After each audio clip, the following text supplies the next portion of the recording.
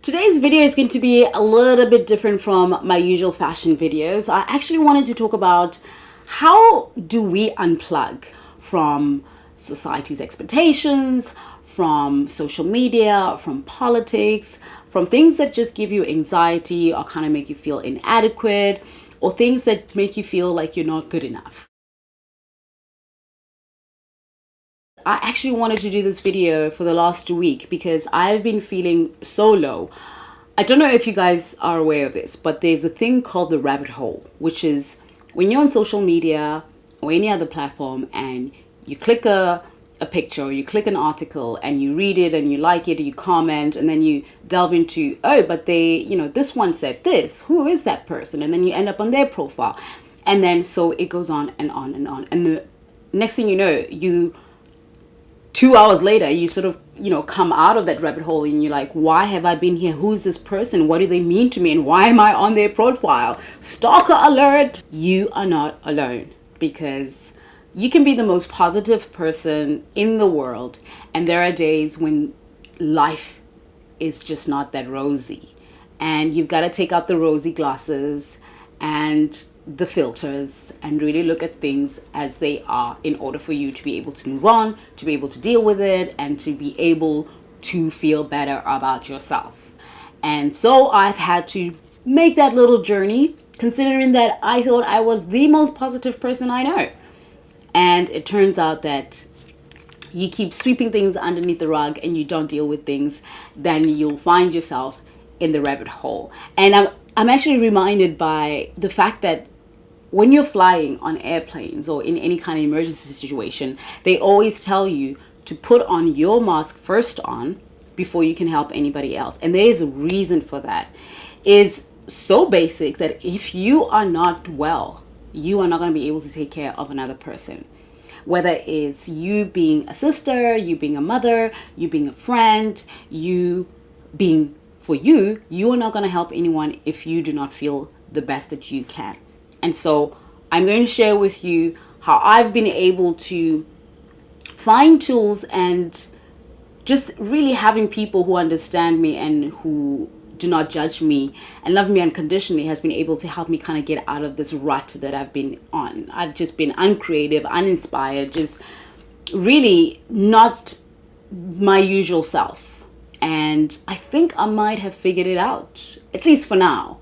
And so I'm going to share some of those things that I've figured out, some revelations I've come across, and hopefully they were able to help you. I think when you are aware of something wrong with you is when you are in tune with your body, your spirit, your mind, and the people who know you the best will always be the ones who pick it up quickly. You hear your friends saying, hey, you don't seem like yourself today. I don't feel like your energy is there, or the same energy that I get when you're at your happiest is not there. And that is a moment really that is given to us to be able to open up and say, you know what, I'm not feeling well. I'm feeling like crap. I feel like the world does not understand me, or I feel so overwhelmed by everything that's going on around the world, or I feel inadequate, or I feel like I'm not creative enough, or I'm not, whatever feelings you may be having. If you can acknowledge them, that you're having that is the most important thing in the step. It's kind of like someone who has an addiction. If they don't acknowledge they have an addiction, it's very hard for other people to help them. And so acknowledging that you are feeling some type of way is the first step in you being able to actually deal with whatever it is that's bothering you. Sometimes we feel like we can solve all our problems by ourselves. And I'm the first person to admit to that. I'm one of those people, like, I don't want to bother other people with my stuff because, everybody has stuff. So if I'm going through something that is awful, I'm going to keep it to myself and I will deal with it. I always say to myself, I'll deal with that. I'll deal with that. I never get to deal with it until the day you have a panic attack and then you go to the doctor and the doctor says, you got to deal with that. And so I found myself having to look at myself in the mirror and saying, girl, you better clean up your house, because it is not looking very clean right now. And it's funny because I always thought that I was very positive. I always look at life in a positive manner, even if when I see things that are very negative, or I try to find it within me to know that there is a light at the end of this dark tunnel. There has to be a light. And so when you're in the dark as a positive, in the darkness as a positive person, it's really, for me, it's really overwhelming, because you don't know what to do, because you're not used to feeling that way. And I had to speak to people who I felt were not going to judge me, understood where I was coming from. And the funny thing that I realized through this entire last 2 weeks is that I am not the only one. I'm not the only one. I'm not the only one who feels this way. And everybody just wants to come in and, put on the rosy glasses and everything is perfect, but everything isn't perfect. And it's okay to say that. And, our curated lives on social media are not our real lives. They're part of our lives. They're part of our enjoyments. They're part of our journeys. They're part of what we want to share with others, but they're not in real life. What we go through, and it's the things that people don't see. It's being critical to yourself. It's all these things that kind of mash up, and eventually you find yourself in that little rabbit hole where you just keep digging even a bigger hole for yourself. And so it's so important to surround yourself with people who are positive, who are going to be able to notice when you are not yourself, and for you to be very attentive to your moods, your reactions to things that happen in your life, how you react to people, how you react to situations, taking accountability, and also being able to talk about that. Yep. It's come down to this, where we share everything on social media, and it always comes down to that human to human interaction. Whatever it is, you have to acknowledge that it's happening, because it is happening. It changes your mood, it changes how you think about yourself, and it builds up. And in some ways, it'll come out really angry and bitter, or it'll just, give you an anxiety attack. So one of the key things I think is that if you deal, or at least if you acknowledge your emotions, if you acknowledge the thoughts that you're having, if you acknowledge those things, that this is what's happening to my mind, my body, my spirit, then you're at least able to say, okay, how can I get myself out of it? Number 4 on your way to recovery is to go back to the things that make you you. When you have that one thing that gives you so much joy, it could be anything. It could be riding a bike, or go skateboarding, or making dinner for your friends, or learning how to make that cocktail that you've always wanted to make, or cleaning the house, or washing the dishes, or even painting, or going out to take a photograph because you've always wanted to be, you're interested in photography and you've just never done it. Those things that make you happy without even having to try to be happy, whether it's your family, your friends, go to that place. That is the place you need to go to, because that is the place you want to tap in when you are in the dark hole. When you're in the rabbit hole, you want to be reminded that, oh wait, but I have a family that loves me. Oh wait, but I have a spouse that loves me. Oh wait, I have friends that love me. Oh wait, I'm really good at mathematics, or I'm really good at putting puzzles together, or whatever it is, that thing that brings you joy. Number 5, it's very important that when you're feeling low, not to eat junk.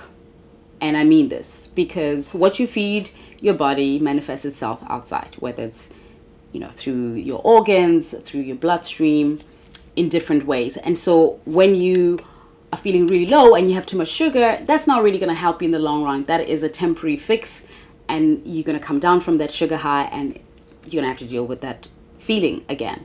So in order for you to compensate how you feel and to get that energy back and to kind of pump yourself up, you need to nourish your body with good stuff. So you need to be eating your vegetables, your fruit, make that smoothie, girl. Say no to the chocolate, but have an apple. Things that are going to be good for you, because self-care is not just about going to get pampered at the salon or getting your hair done. It's not just about that. you have nothing to give someone if you do not love yourself first. You loving yourself is your foundation.